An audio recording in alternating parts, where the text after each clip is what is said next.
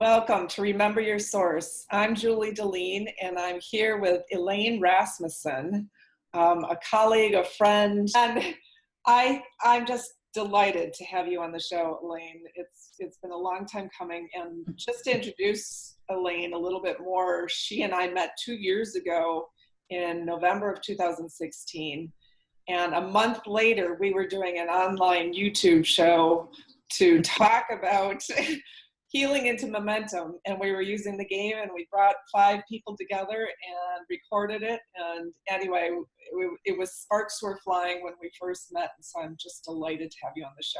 So thank you. Thank you. It's great to be here. First of all, what I like to do is I always like to start the show welcoming everyone to this moment, and taking a pause to remember our breath, remember that electricity that runs through us, and to feel gratitude that we're here together in this moment, feeling each other, connecting, listening to each other. It's a wonderful, grand opportunity to do that. So for you listeners and for you, Elaine, I'm so grateful for you. Thank you. Let's start with, how do you remember source and stay inspired in the midst of lots of change?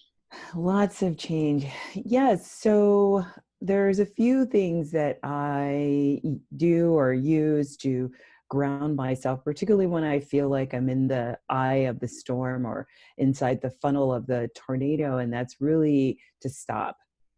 And that more often than not, my world is not built on emergency. So I'm not, my son is a fireman. I'm not a doctor. I don't have lives in my hand. So to remember that, to say to myself, I can actually stop and take a moment. Although I also recognize I have the luxury of being able to say now, particularly, hey, I need to stop. Everybody doesn't have that luxury.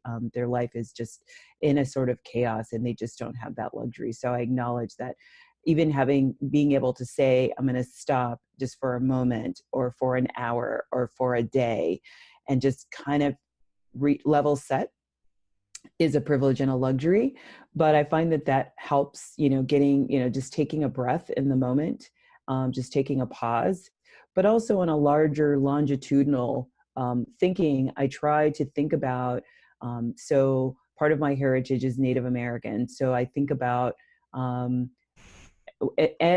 how am I being a good ancestor and how am I being a good relative, right? So thinking about 7 generations forward, am I doing things that are going to actually positively impact 7 generations from today?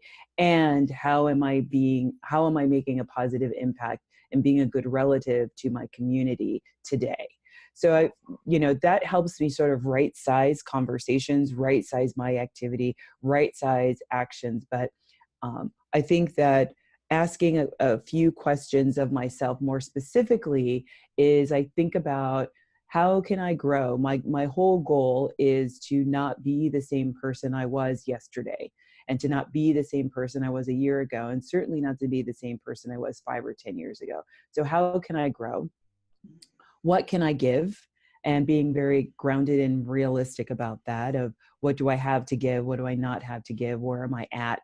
But wanting to participate in reciprocity. And then finally, what can I celebrate? We hear all the time, healthy people, they celebrate gratitude on a regular basis. So for me, I have a daily practice of gratitude, of figuring out, identifying and marking out, what are the things, what can I be grateful for? One, just waking up in the morning. Some people didn't wake up in the morning.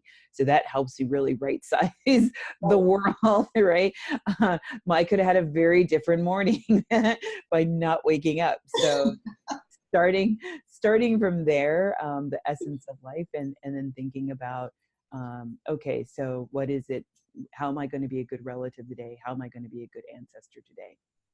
That is extraordinary. And what's so great about that is this is why I built the Mindful Moves process, because it takes us from this moment and moving it forward, but also collecting all that wisdom of being a good relative. And you think so broad with what's behind you and then what's ahead of you.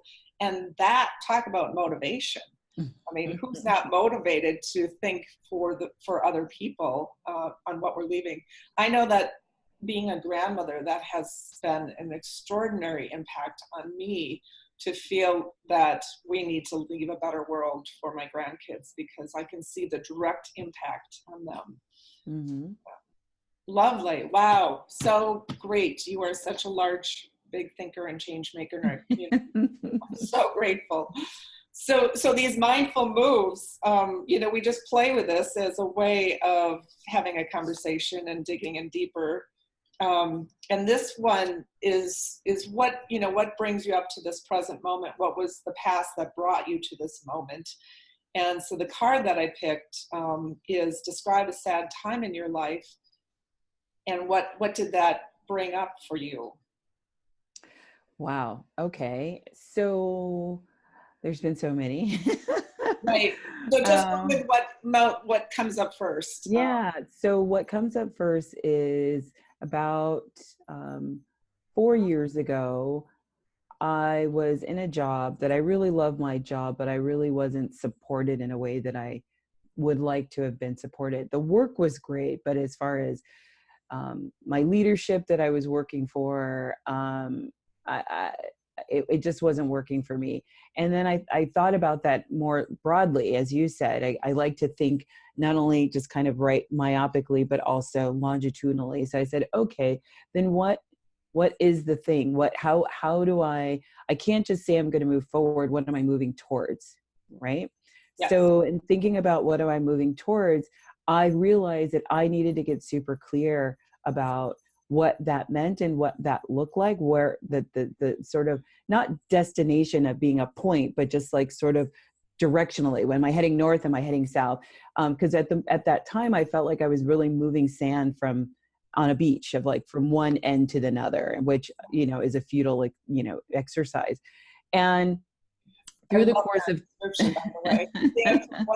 And I've heard another friend described it as arranging chairs on the Titanic. Yes. There's a sinking ship already, and we're trying to manage things in the midst of all this chaos. So this is where many of us have gotten. So this is well, a lot of times we try to manage the wrong thing. We manage the thing that we think we can manage, right. To assert some sort of control, when right.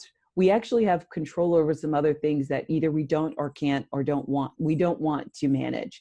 But that was really my thing. It's like, well, I can control my job, but if my job's unhappy, like, why am I trying to do that? Why aren't I thinking about, well, what's the next thing I want to do? But that's a scary proposition, right? Yes. And yes. that's also there's privilege in that as well, to be able yes. to, like, I'm going to plot out my next thing. So for me, it was like, I spent really probably, I'd say, like the next year, and it is a long process. I spent about a year sort of funneling in on the process. So one of the things that I did was I took a big board. I've got my wall here is actually a whiteboard. I can write on it. And I made 3 columns. The first column was, what are all the things that I love doing? Like yes. everything, like no limitations. What are all the things that I love doing? Yes. And I put them on sticky notes. Yes. The next column was, and all those things would be like crocheting, like all the things. So it's not just professional. It was all the things that I love doing. Then the next column was around, what are the things that I could do for 8 hours a day? Mm-hmm. Like, I don't think I would want to crochet for 8 hours a day as much as I love crocheting, right? So what are those things that I could do for 8 hours a day? And then I moved the Post-its over that I thought of things that I could do for 8 hours a day into the next column. Then on the third column, I said, okay, what are the things that I think that I could actually get paid to do? Yes.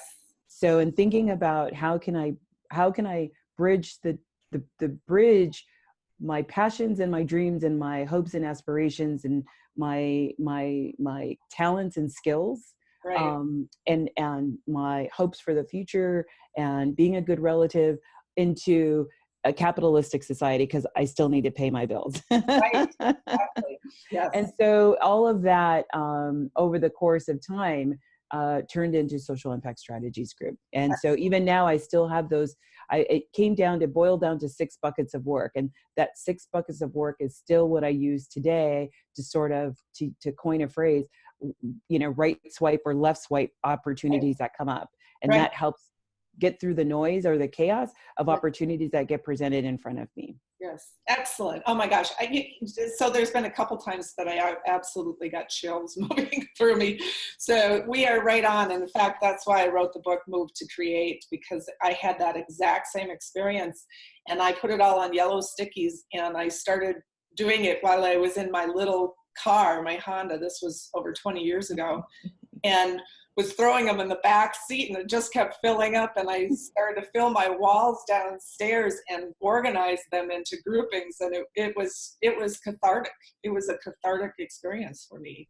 And that eruption of passion of that's inside of you, or that voice that you haven't, because you've been meeting other people's needs, when you start to bring that forward, and it becomes bigger and bigger and bigger, that's that open, grand place of creating.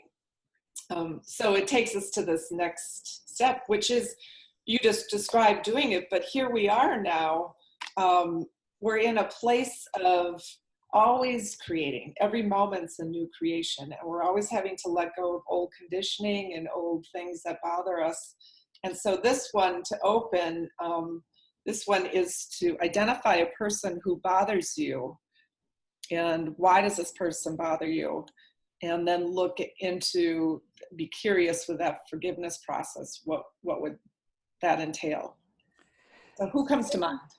Well, our president comes to mind, perfectly frank. And I know that might be a little volatile. It's in trying to live in, once again, being a good relative and being a good ancestor. What I try to do in my life is I do surround myself with people who don't necessarily think like me. Part of that is my work. So I do a lot of work in finance. So finance, as I'm sure we know, is built on the backs of stolen land, and it's built on the backs of stolen labor. So there, and the notion of extraction to financial benefit is the goal. Yeah. So, which is completely counterintuitive. So by hook or by crook, I'm surrounded by people who don't necessarily have the same philosophy. But it's also, I think it's healthy to have engaging conversations with people who don't think like you. Right. But from a heart place, and not from a, I want to convince you that I'm right place. Right. So to show up from a heart place is like, wow. Because when you get down to it, when you strip a lot of the garbage away and a lot of the rhetoric away, there's usually a couple of things that are beneath that. One, everybody is trying to secure for their family. Now, some people have more and they have less to be worried about, but they seem to be worried the most.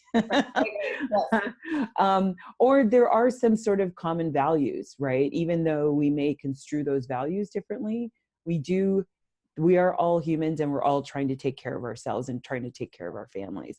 Now, that is a little bit challenging to be more forgiving when you see somebody who has so much access. Yes, right. So I don't say that to be flippant or that that's an easy process. Right.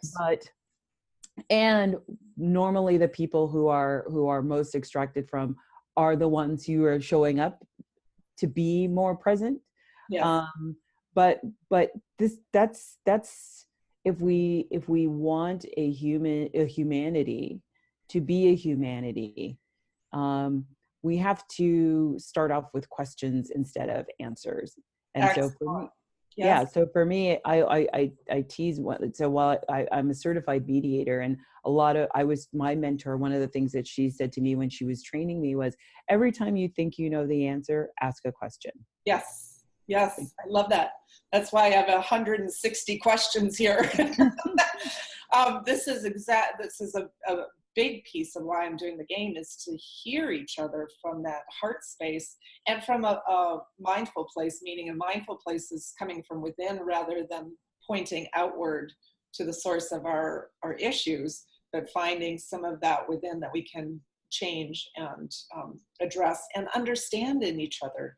Mm-hmm. The more that we understand in each other, the more we can relate. As you said, we're all seeking the same things.